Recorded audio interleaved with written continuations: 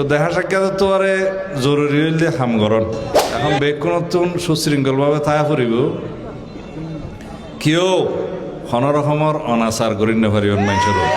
আসসালামু আলাইকুম রহমতুল্লাহ। ভাষণ দিবার তো কিছু নাই, আই তো এডিয়ার মানুষ, অনারার সন্তান, আর সংগঠনের নেতা কর্মী অকল বেখন আগে যেখানে আছিল এইভাবে আছে। তবে আই বুডোর ফদিনে বিয়ানা শহরে এতন জাগো হয়েছে দলীয় নির্দেশে, মাননীয় চেয়ারপারসন প্রধানমন্ত্রীর নির্দেশে জাগো হয়েছে বেশ কিছু খাম আছিল হতাল নাই দেখা সাক্ষাৎ করি নেওয়া পারি। তো দেখা সাক্ষাৎ তো আরে জরুরি হইলে হামগরণ দেখা সাক্ষাৎ তো হইব সারা জীবন হইব, ভবিষ্যতে হইব ইনশাআল্লাহ। তাই এখন হয়তো বেশি সময় দিন না হইতাম, কিন্তু তারপরেও যখন সময় পাইম আমরা সাহেবুল্লাহ যাইম।